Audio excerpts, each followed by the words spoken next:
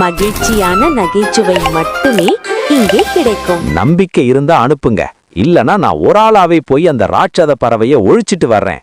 என்னடா இது, உலக அநியாயமா இருக்குது. மீனை பிடிக்க வந்த மீன் கொத்தி பறவையான என்னையே மீன்களான நீங்க பிடிச்சது என் உலகத்துக்கு தெரிஞ்சா மகா வெக்கொண்டா. ஐயோ, விட மாட்டேங்குதே, என்னை விட்டுடுங்கப்பா. நான் இனிமே தக்காளி சாதமே சாப்பிட்டு பொழைச்சுக்கிறேன். இந்த ஆத்து பக்கம் வரமாட்டேன். ஒரு அழகான ஆற்றங்கரை, அதை சுத்தியும் விதவிதமான மரங்கள், பூச்செடிங்க, காய்கனி மரங்கள்னு அந்த இடமே சொர்க்க மாதிரி இருந்துச்சு. ஆத்துல தண்ணி அமைதியா ஓடிக்கிட்டு இருக்கு. அந்த ஆத்துல கெண்டை, ஜிலேபி, உழுவ மீன், வளல மீன்னு பல வகை மீனுங்க வாழ்ந்து வந்துச்சு. ஆனா அந்த ஆத்துல இருக்கிற எந்த மீனுமே சந்தோஷமா இல்ல. அப்பதான் ஒரு நாள் ஊரே முழுகிற அளவுக்கு பயங்கரமான மழை பெஞ்சு வெள்ளம் கரை புரண்டு ஓடிச்சு. அந்த வெள்ளத்துல அடிச்சிட்டு வந்து புதுசா இந்த ஆத்துக்குள்ள ஒரு மீன் நுழைஞ்சுது. அப்பாடி, இது என்ன புது இடம்! குடும்பத்தை விட்டுட்டு இப்படி தனியா வந்துட்டோமேன்னு கவலையா இருந்தாலும் இந்த ஆறு பார்க்க நல்லாதான் இருக்கு. எங்கேயாவது ஒரு மீனையாவது பார்க்க முடியுமான்னு தேடி பார்ப்போம். அப்படியே நீந்தி போகும்போது அந்த ஆத்தோட பள்ளம், மேடு, அங்க முளைச்சிருந்த அழகான செடிங்க, பாறையில படிஞ்சிருந்த பாசிகளை எல்லாம் ராஜி பார்த்துச்சு. பசி எடுத்த உடனே அந்த பாசிகளை ஒரு புடி புடிச்சிட்டு திரும்பவும் மத்த இடங்களை சுத்தி பார்க்க கிளம்புச்சு. யாருடா நீ? இந்த ஆத்துக்கு புதுசா இருக்கு. நீ யாரு நைனா என்ன கேள்வி கேட்க? நான் புதுசா இருந்தா உனக்கு என்ன, பழசா இருந்தா உனக்கு என்ன? வயசான மீனுக்கு கோபம் புத்திக்கிட்டு வந்துருச்சு. பாருடா பொடி பயல, எங்கிட்டே வாலாற்றியான துரத்துச்சு. ராஜி சந்து பொந்தெல்லாம் புகுந்து ஓடி கடைசியா ஒரு அடர்த்தியான செடிக்கடியில ஒளிஞ்சுக்கிச்சு. எங்கடா ஓடி மறைஞ்ச? உனக்கு இந்த ஆறு புதுசு, எப்படியும் எங்கிட்ட மாட்டுவ. அப்போ உன்னை லபுக்குன்னு முழுங்குறேன் பாரு. ஐயோ, இது என்ன கொடுமை! ஆபத்துக்கு ஒதுங்கலான்னு வந்தா நீயே என்ன பிடிச்சு தின்னுடுவியா? விட்டுடு செடியே, வலிக்குது. தம்பி, நான் உன்னை தின்ன பிடிக்கல, உன்கிட்ட ஒரு விஷயம் பேசணும். நான் விட்டா நீ ஓடிடுவ, அதான் பிடிச்சேன். அப்பாடா, இப்பதான் உசுரே வந்துச்சு. சரி, என்ன விஷயம் சொல்லு. தம்பி, உன்னை பார்த்தா புது மீன் மாதிரி தெரியுது. இந்த ஆத்துல இருக்கிற ஆபத்துகளை உனக்கு நான் சொல்லி தரேன். அப்புறம் நீ எங்க வேணா போ. ரொம்ப நன்றி நண்பா, என் உசுரை காப்பாத்தி இருக்க. உனக்கு ஒரு ஆபத்துன்னா நான் வராம இருக்க மாட்டேன். சரி நண்பா, நான் கிளம்புறேன். ஆமா, என்ன புது மீன்னு கூப்பிடாத. என் பேரு ராஜி, இனிமே ராஜி மீன்னு கூப்பிடு. சரி, இந்த ஆத்துல மத்த மீனுங்கெல்லாம் எங்க போச்சு?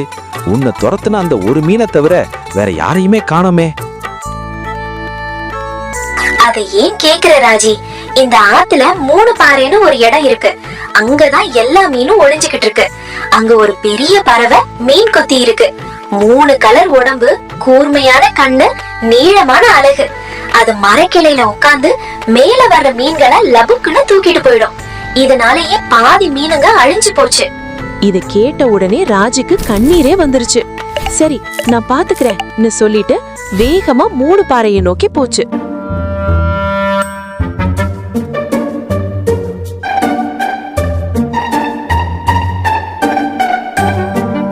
அங்க பல வினோதமான மீனுங்க ராஜிய சுத்தி வளைச்சுதுங்க. ராஜி பயப்படாம உங்க தலைவரை பார்க்கணும்னு சொல்லுச்சு.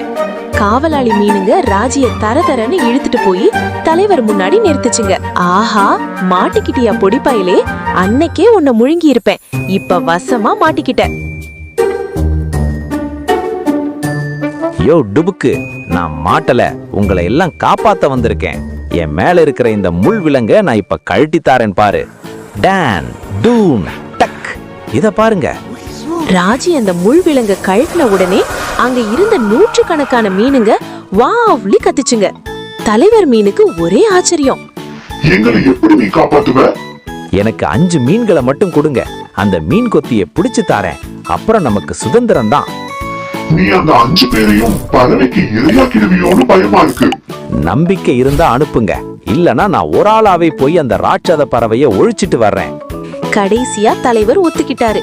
நீ ஜெயிச்சு வந்தா என் 6வது பொண்ணு ஆற்றல் அரிசிய உனக்கே கல்யாணம் பண்ணி தாரேன்னு சொன்னாரு. ராஜி தனக்கு பிடிச்ச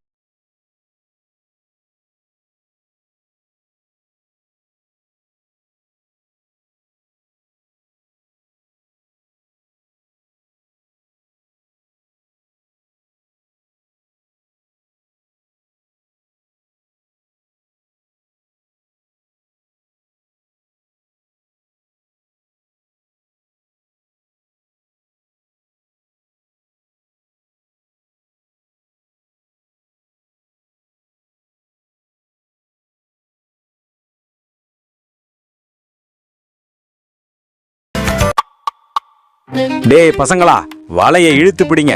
கொஞ்சம் கூட மிஸ் ஆக கூடாது. நம்ம சுதந்திரம் நம்ம கையில தான் இருக்கு. சூப்பர், வலை ரெடி. இப்போ நான் மேல போய் அந்த பறவைக்கு அல்வா கொடுக்க போறேன். நீங்க கீழே ரெடியா இருங்க. இன்னைக்கு ஒரு மீனும் மாட்டலையே. அங்க பாரு, ஒரு ஆரஞ்சு கலர் மீன் துள்ளிட்டு இருக்கு. டேய் மாமா, மீன் கொத்தி மாமா, இங்க பாரு, நான் எவ்வளவு குளு குளுன்னு இருக்கேன்னு. லபுக்குன்னு வந்து பிடியேன் பார்க்கலாம். வரண்டா கைப்புள்ள, இதோ லபுக்கு. அட, மிஸ் ஆயிருச்சே. டேய், எங்கடா போன? இதோ இன்னொரு தடவை வரண்டா. ஏய், சைடுல போயிட்ட அடைய லொடுக்கு மாமா. இன்னும் ஒரு தடவை ட்ரை பண்ணு, உன்னால முடிஞ்சா. டேய், என்னையே கிண்டல் பண்றியா? லபுக்கு லபுக்கு லபுக்கு. ஐயோ, மூச்சு வாங்குதே. என்ன ஸ்பீடா ஓடுறான் இவன்.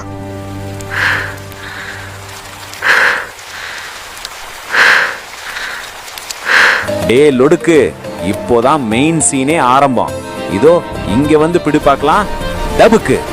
டேய் பசங்களா, வலைய வீசுங்கடா. மாட்டிக்கிட்டான் லொடுக்கு மாமா.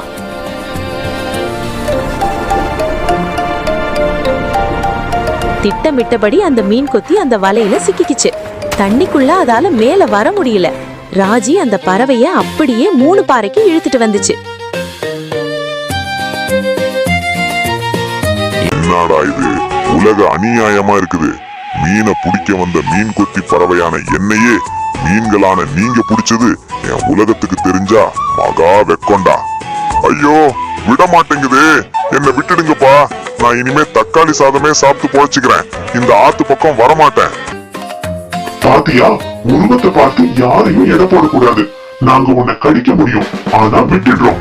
இனிமே இந்த ஆத்துல எந்த மீனையும் நீ பிடிக்க கூடாது. போ.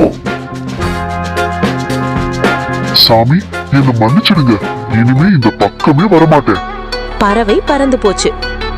டேய் லொடுக்கு, இனிமே இங்க வந்தா அவ்வளவுதான். ராஜிக்கும் ஆற்றல் அரிசிக்கும் கல்யாணம் நடந்துச்சு. எல்லாரும் சந்தோஷமா வாழ ஆரம்பிச்சாங்க.